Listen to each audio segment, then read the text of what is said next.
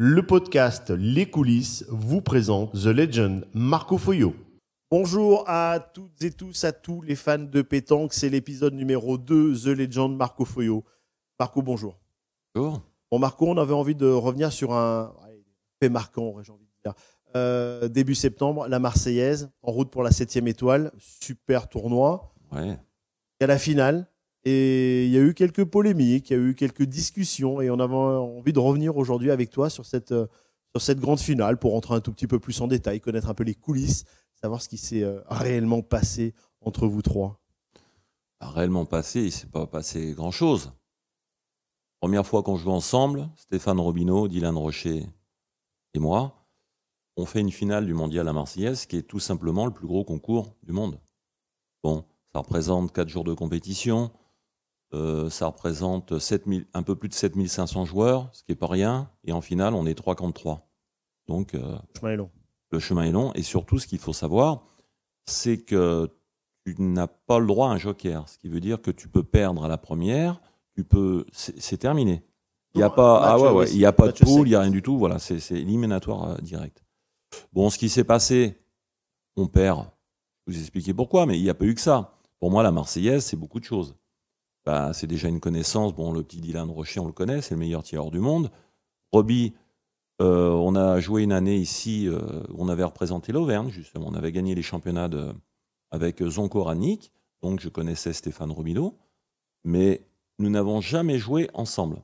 Et je pense, enfin tous les trois, c'est-à-dire Dylan, Roby et moi. Et je pense que c'est peut-être pour ça qu'on perd cette finale, parce qu'on n'a pas fait un concours ou deux d'entraînement. On a été directement dans la compétition. Elle se fait comment, l'équipe? Parce que vous connaissez tous les trois. On se dit, ils ont déjà dû jouer ensemble depuis toutes ces années.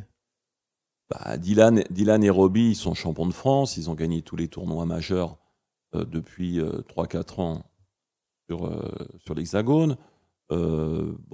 Cette association, en fin de compte, c'est une anecdote assez sympa, parce qu'au départ, je dois jouer avec Christian Fasino, qui a signé à Bron avec moi, et avec Moineau Feltin, qui était mon partenaire à Loubera, puisqu'on a passé 6 ans ensemble. Et pour différentes raisons, elle ne se fait pas. Alors moi, je ne sais pas. Qu'est-ce que je fais entre-temps?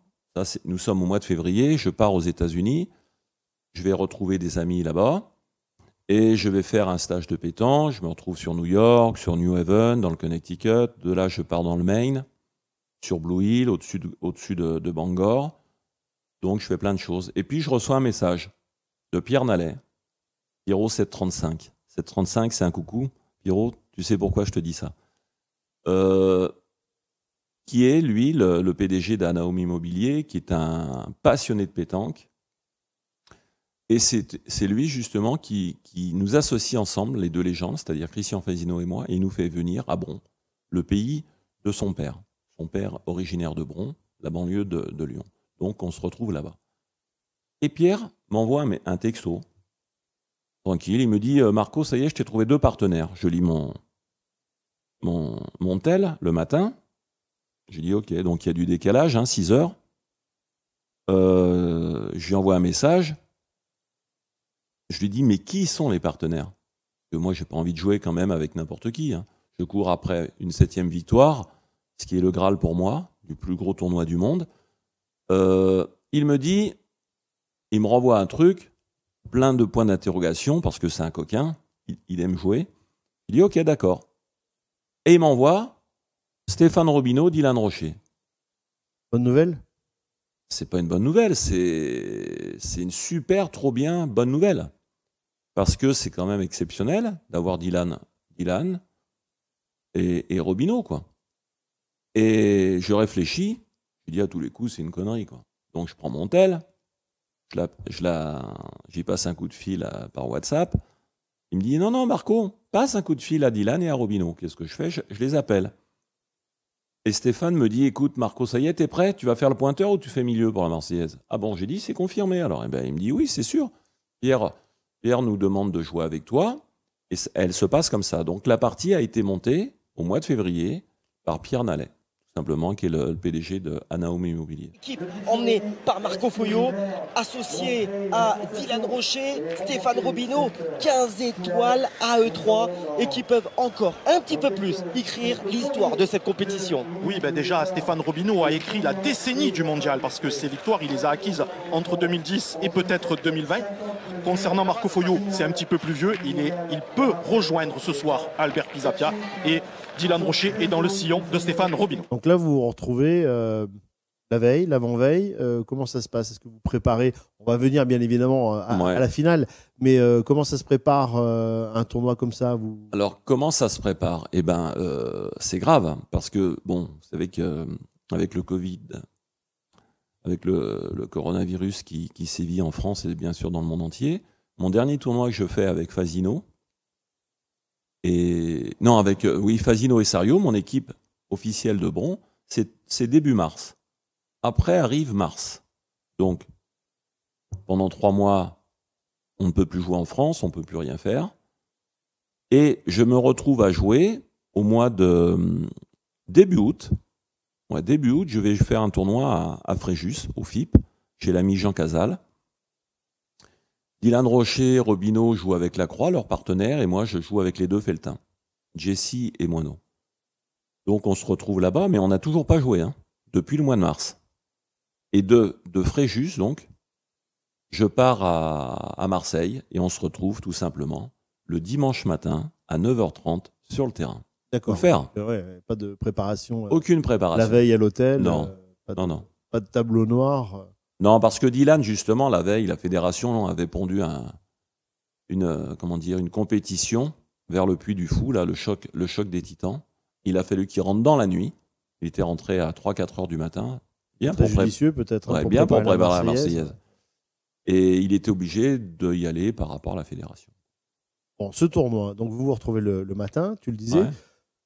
Il y a eu des matchs compliqués ou pas? Alors, c'est vrai qu'en préparant l'émission, tu disais la Marseillaise, c'est aussi l'occasion de rencontrer des amateurs qui se sont inscrits et qui jouent contre 3 stars de la pétanque. Ce qui est sympa, incroyable. Ce qui est sympa, c'est que pour 18 ou 20 balles, vous allez vous inscrire. C'est ce qui fait le charme de la Marseillaise, parce que c'est ouvert à tout le monde.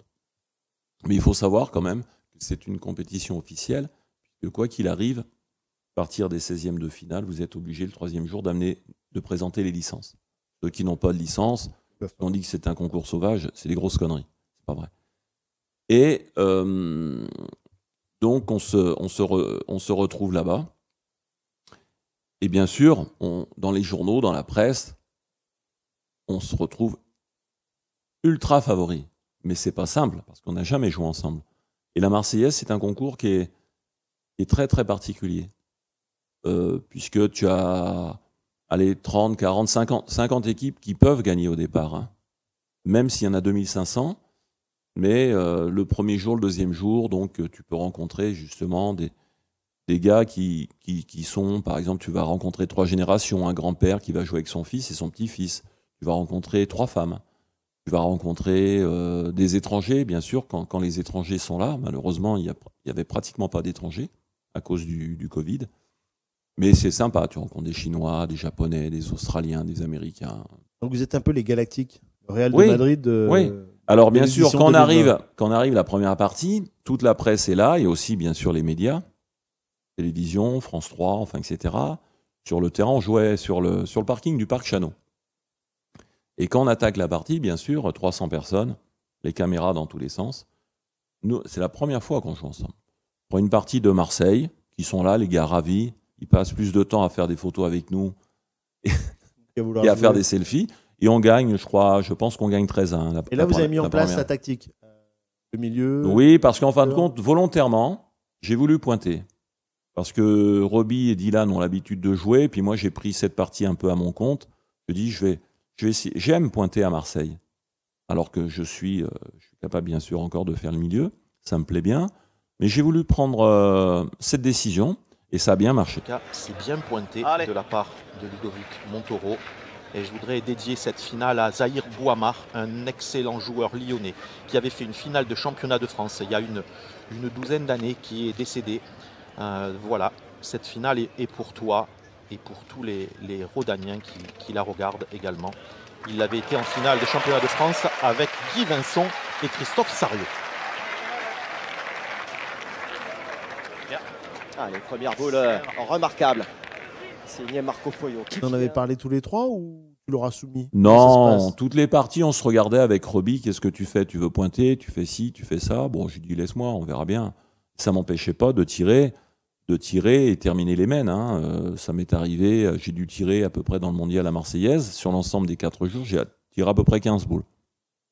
Donc pour terminer les mènes, soit pour marquer, ou soit pour tirer pour 3, pour 4, ou éventuellement pour gagner.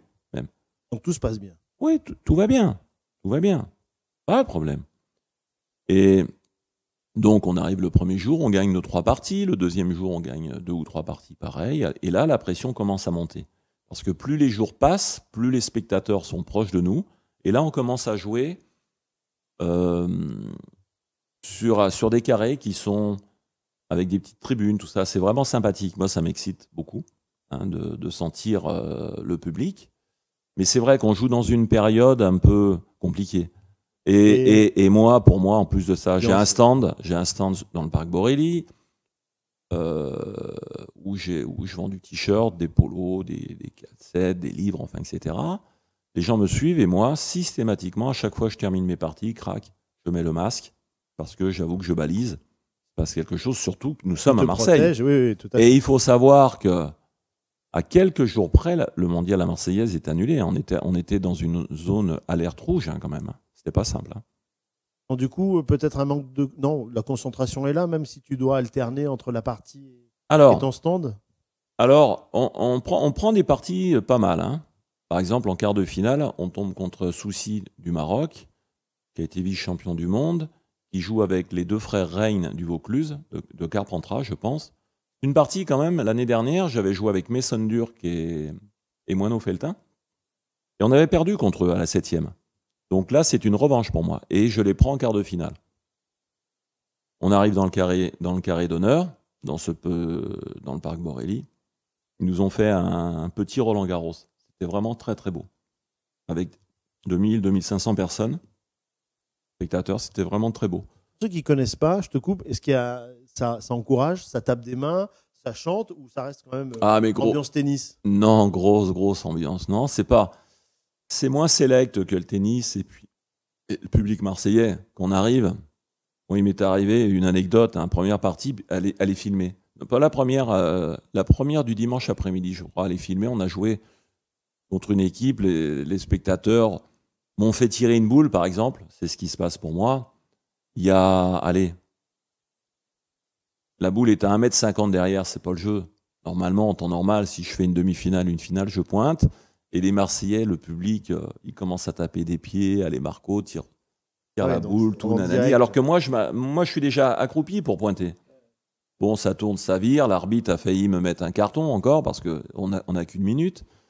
Et fatalité, je leur ai dit, écoutez, on est entre nous.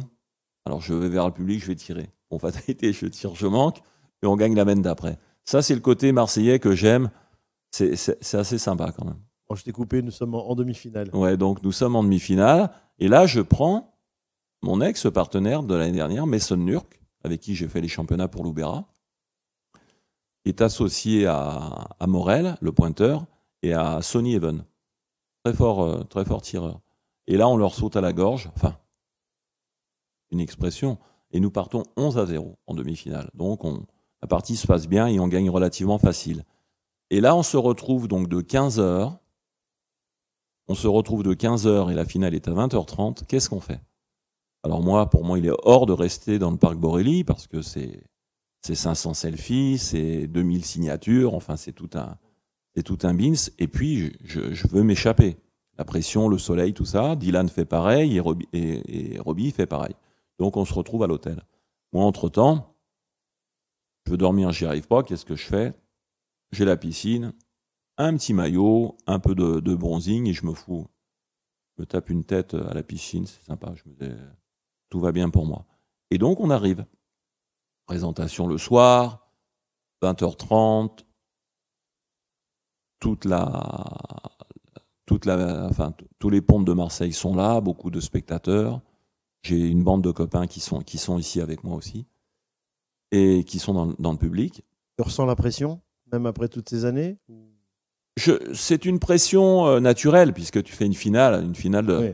du Mondial à Marseillaise. C'est pas un concours au jambon. Hein. Tu vas pas faire les concours du vendredi soir dans les quartiers. C'est une grosse compétition. Et surtout, je suis là pour ma 7e. Et on est pas mal. Et je joue contre Jean-Michel Puccinelli, avec qui j'ai déjà fait le Mondial à Marseillaise, contre Benji Renaud, et aussi le petit Montaureau. Donc tu les connais bien? Oui, bien sûr, je les connais. Mais je crains pas, parce que ça me plaît bien, ça m'excite, et puis c'est une jolie partie en face. Mais on a le niveau vraiment pour gagner, hein, on se connaît. Il suffit d'arriver un petit peu, mettre la pression, d'arriver sur les points importants. Moi, dans ma tête, la partie était faite. Seulement, on arrive, là, il fait nuit. C'est la première fois en 5 jours qu'on joue dans la nuit, et je dirais même depuis le mois de mars, moi, je n'ai pas joué avec les projecteurs. En nocturne, et j'avoue qu'il y avait un endroit qui était un peu compliqué, et il y avait un peu de pénombre au niveau du terrain. Et moi, je me suis fait prendre 2 fois. 2 fois, j'ai perdu deux boules. Comme a dit Stéphane Robineau, un beau témoin, ça veut dire que même s'il le perd, c'est pas très très grave, mais il faut se rapprocher. Alors là, il est court et pas dans le jeu. C'est un peu mouchant. Ouais, c'est pas mal joué, mais il est long. Ouais. Attention. Je fais n'importe quoi. Ouais. C'est lui-même qui le dit. Et sur une main capitale aussi, enfin pas capitale, on est 5-7. Je perds 2 fois le point du petit Montaureau. Et là, moi, je veux tirer. Parce qu'on joue avec Dylan. Dylan qui est le meilleur tireur du monde. Et je me dis, de toute façon, mes points, moi, je les ai perdus, je me suis fait avoir. J'ai pas vu la pente. Il y avait une petite pente. Et ma boule allait pour gagner le point. Et au dernier moment, elle est tombée sur la gauche. C'est pas grave, tirons 4 boules. On peut faire un petit carreau, tout ça. Et là, Roby, on n'est pas d'accord. Alors, je ne sais pas ce qui se passe un petit peu dans sa tête. On a été d'accord pendant 4 jours. Et là, il déjoue un petit peu le jeu. Et moi, je sais qu'on peut perdre le point. Totalement incompris. Il n'avait pas compris. Est-ce que c'est une connerie de tirer? Tirez quoi? Roby, Dylan, viens voir. Ne tirez pas, Marco, ils sont imperdables les points. Non mais je te dis pourquoi. Je sais qu'ils sont imperdables, mais la boule elle est là. En tirant, tu peux croiser dans le bouchon et tout, tu peux tout faire. Voilà, c'est des miracles, là. Non, mais je m'en fous. C'est plus le jeu de tirer. Roby, de pointer, t'espères quoi? De le Toi, gagner tu manques déjà. pas de boule. Et il manque pas de boule, et c'est pas grave, mais s'il le gagne quand même, c'est bien. Moi, en quand même, tirant, Marco. c'est là, elle est devant le but, ça peut Elle croiser. est pas devant le but là, Marco. Ah, Laisse-moi pointer la mienne, on avisera après. C'est là, Guillaume, Allez. que peut se faire la différence dans le manque de cohésion de cette équipe. Hein. Ils n'ont pas l'habitude Je vois ce que vous voulez dire. de jouer ensemble. Mais par contre, voilà, dans les moments durs, allez, la stratégie de Marco, c'était de tirer parce que Benji Renaud, de toute façon, ne manque pas de boules. Ouais, mais Marco. Allez, reste bien à droite. Stéphane Robineau. Bon, fatalité, Roby pointe, il gagne le point. Benji Renaud tire, frappe. Roby pointe, il perd le point. Donc, j'avais raison. Tirons boule. Fatalité, Roby décide de faire tirer Dylan au but. Pourquoi on est 5-7? Tirons boule encore. Ah, Stéphane Robineau qui est en train de bouillir, Et on tire jamais. de s'agacer. Moi, je veux dire un truc. Moi, j'ai rien à dire, j'ai mal joué, mais je pense qu'on fait pas le jeu de boule. Il faut tirer. On tire pas de boule. Vous avez 4 boules de tir, vous. Le bouchon, il est dans le cou. On sait jamais ce qui peut se passer. Ok, il est dans le coup, Marco, quand même, c'est pas grave, Et là, si je le perds. Oui, non, mais d'accord. Mais si tu perds comme ça, on peut tirer. Non, Mais tu veux pas que je on tire va tirer au bouchon, Marco. Ah non, moi, je tire à la boule. On est 5 à 7, là, Et tu vas alors, voir. On va en prendre Et 3, ben, si on en prend 2. On est... Laisse-le tirer au bouchon, Marco, fais-moi plaisir. On sait jamais. Fais-moi plaisir. Allez, fils. Mais regarde, ils ont la leur qui est là. C'est pas grave, mais c'est pas grave. Allez, Allez, fils. ils sont d'accord. Ils sont d'accord, en tout cas, les deux jeunes de cette équipe. Et là, C'est pareil. le manque C'est de pareil. cohésion. Il faut qu'il fasse 3 carreaux dont pour vous perdre. parliez. On On en est a 5 à 7. une illustration là. Mais moi non, mais écoute, bah, si tu perds, c'est qu'ils t'ont vraiment bien tiré, mais il va taper le bouchon, il va te taper le bouchon. Allez, fils. Allez.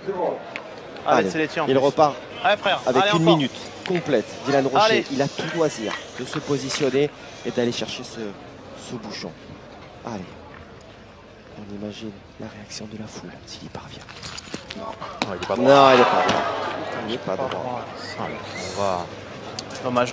Ah, c'est dommage. Regardez ce qui se passe. Pas déjoué, Là, alors, voilà. sur ce plan-là, on voit très très bien C'est le point. difficile, Roby. On aurait tiré 2 fois au boule, on en perd 2 ou 3. Mais Roby, attends, ça. on peut parler. Attends, il n'y a pas le feu. Et on est d'accord avec Dylan, parle pas. Dylan, oui. Voilà, sur ce plan, on voit très bien le point est à, bien entendu, Ludovic pas Montaureau. la Les boule. 2 boules que vous voyez les plus Non, loin il faut tirer à la boule. appartiennent. Non, mais non. Mais à enfin, l'équipe de Marco Foyo. mais vous Et savez il y en a pas une, mener par le jeu. contre, une Tire à la boule, en quatrième. frappant, ils ont 7. Regarde, ils font 2 palettes, il a perdu. Non, Tire à la 3, boule, c'est ils peuvent pas perdre. 3 Qui palais a quand Ben même. Giraudot. Et alors, ils ont 4 boules, ils sont pas capables de le Je tire à faire. la boule. Allez, Dylan, fais-moi plaisir. Dylan, il sait plus quoi faire. Ouais, exactement. Roby, quand Il est même. un peu perdu. Il Allez, y a faut deux sons frapper. de cloche. Allez, Dylan. Allez, il faut frapper déjà, enlever la gagne. Voilà. Voilà. En plus, il est resté. On tire à la dernière aux boules. Qu'est-ce qu'on fait? Dylan fait carreau sec. Donc, imaginons que si on tire au début, on a 3 points par terre, 3 boules en main contre 5. Tout va bien à bord. On n'a aucun problème. C'est une main où on va perdre 1 ou 2 points, ou éventuellement, on peut peut-être même arracher la marque. Et dans la main, on en pète 4. Là, c'est pas la même. Et à partir de là, Roby c'est pas qu'il pète un plomb, mais il dit, je vais Un peu prendre de le pression. tir. Ouais, parce qu'il avait perdu quelques boules au point. Moi, c'est vrai que je m'étais fait prendre aussi 2 fois sur ce terrain. Et en fin de compte, on leur a amené la partie à nos adversaires vraiment facile pour eux. Puisqu'il suffisait qu'on gagne le point de temps en temps, on perdait toujours une fois. Dylan a tiré 6 boules dans la finale. C'est quand même incroyable. C'est un garçon qui, normalement, doit toujours tirer ses boules. Et là, on n'a pas été d'accord. Dylan terminait les mains où il devait pointer. Et Dylan, c'est sûr qu'il a perdu des points en pointant. Mais s'il y frappe, on ne les perd pas, ces points-là. Et donc, après, Roby a voulu prendre le tir au but. Voilà, ça s'est fait comme ça. Mais ça n'empêche rien, pour moi, que c'est mes potes, c'est mes amis. C'est la question que j'allais te poser. C'est simplement... Désaccord. Oui, et puis ça fait partie de la pétanque. La pétanque, c'est ça, c'est le charme des boules. Des Les- fois, les fans le savent. si Dylan tape le bouchon, on dit il avait raison, Roby. Ah oui. Fatalité, on manque. Si Roby gagne 2 fois le point, effectivement, il a raison. Si nos adversaires manquent, c'est toujours comme ça la pétanque. Hein. Mais quoi qu'il arrive, il se passe absolument rien. Au contraire, moi j'ai beaucoup de respect pour Roby et puis Dylan, bien sûr, pareil. Et puis je souhaite tout simplement pour aller contre les détracteurs et les gens qui s'imaginent plein de choses, c'est refaire une Marseillaise l'année prochaine ensemble, Que j'allais te simplement pour leur demander, montrer. Et puis, qu'est-ce qu'on fait? On aura simplement à faire juste un petit peu mieux, c'est-à-dire, tu perds la finale, et si on gagne l'année prochaine, ce sera cool. Voilà, c'est mon souhait. Et puis, franchement, je me suis régalé quand même pendant ces 4 jours. Vos adversaires, de beaux vainqueurs? Oui, Ouais. bien sûr. Moi, respect, parce que Puccini, c'est son rêve de cette Marseillaise. Pour lui, c'est la chose la plus importante. Le petit Ben Giraudot n'avait jamais gagné. Montaureau, pareil. Bon.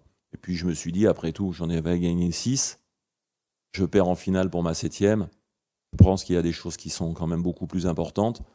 Et puis, surtout dans cette période de Covid, quand j'ai vu mon fils arriver, j'étais pas du tout au courant de ça. Le plan avait été monté avec Fabienne Dor, qui est de but, qui avait fait passer les passes pour Benjamin avec la petite Élise, ma petite fille, et puis Christelle, sa femme. Je ne le savais pas, et ça avait été aussi monté par Claude Ferrand, mon cousin. Ils s'étaient mis d'accord, ils avaient téléphoné à Benjamin. Bon, moi j'étais un petit peu en froid depuis 3 mois avec mon fils pour différentes raisons. La famille, c'est toujours comme ça. Et là, quand je vois qu'à la 3e, 4e mène, je vois Élise, ma petite fille de 2 ans et demi, dans les tribunes, quoi, ça pète fort dans le cœur. Et ça me plaît beaucoup. Ça me déconcentre pas parce que je suis carrément dans ma partie. Mais c'est un grand moment. Je veux dire par là que priorité à la famille. J'ai envie de vivre longtemps justement pour Havana, qui a 4 mois, la fille de Caroline, qui a 4 mois. Et puis Élise, j'ai envie de profiter au maximum.